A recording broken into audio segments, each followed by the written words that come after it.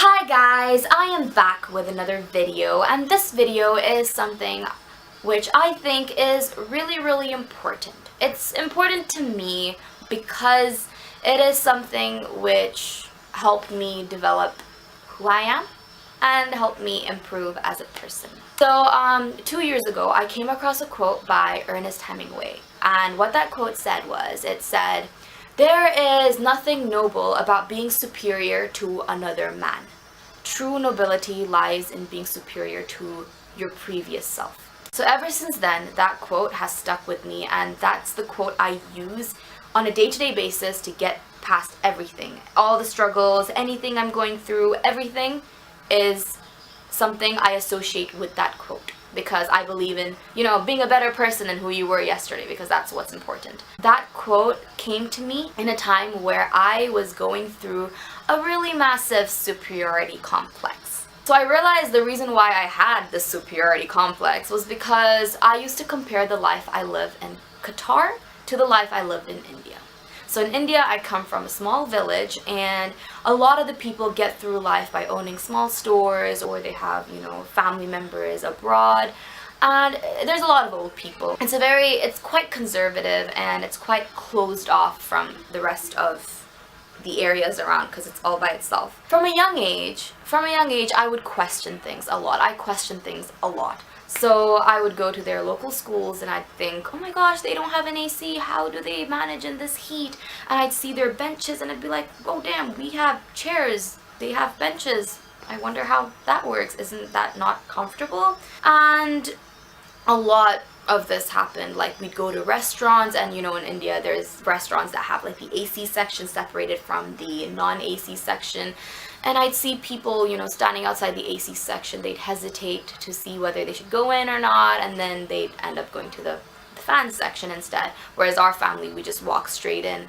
And when it comes to hospitals, we ask for private rooms with an AC and stuff like that. And then there's people lying on the benches waiting to get a shared room with a fan.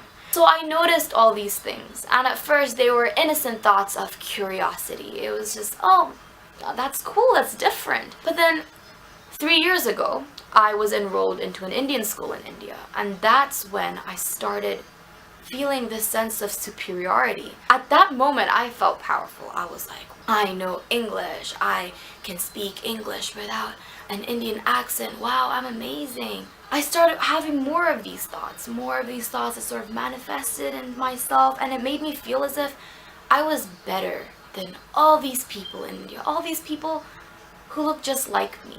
They are me. That's when I came across this quote. It struck me because I realized that all these luxuries, all these privileges that I used to raise myself onto a pedestal, they weren't mine. They weren't things I achieved.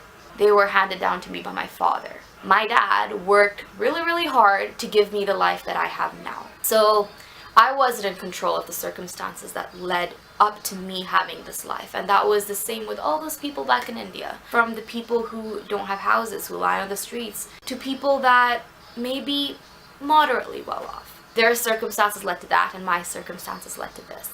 And at that moment, it just made me think, what right did I have to think I was any better than anyone when everything I have isn't even mine? If my dad had chosen to stay in India and, take care of his family and work there instead, I would be living the same life they are.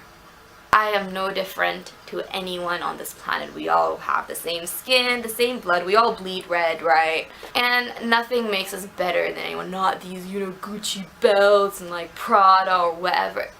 They don't really matter by the end of the day, and that's what I realized. And ever since I realized that I had this superiority complex with this whole thing, I just started to stop myself whenever those thoughts came into my head. Whenever I had to speak English in a situation, I wouldn't think, oh damn, my accent's really good. I wouldn't think that. I just go, I speak English with an English accent. Who cares? They're trying, I'm trying. I can't speak Tamil with a nice accent, but they're amazing at Tamil, so what right do I have to think that? And I just started to humble myself, because I think humbleness and modesty is really important, because there's no point in boasting about these things that are so humane. These things that can leave us any second. The superficial life that we want to live isn't really that important. All these things we own, from what we speak to what we wear, they don't determine who we are. Yes, it seems all hyped and nice when we wear them or, walk in a certain way. By the end of the day, I can say this for a fact. People talk about the kind of person you were, what you did, and how you treated others. That's what lives on. Once you die, no one's gonna be like, oh yeah, that girl that used to wear Gucci, whoa!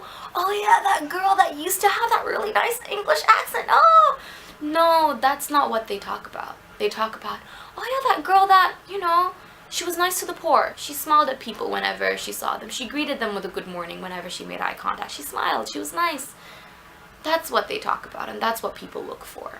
In today's world of, advertising, marketing, everywhere we look, we have to have the sense of perfection, to look good, to be good, to have this sort of fake, superficial goodness. And I just think that sometimes we gotta break through it and just understand that that's not what it's about.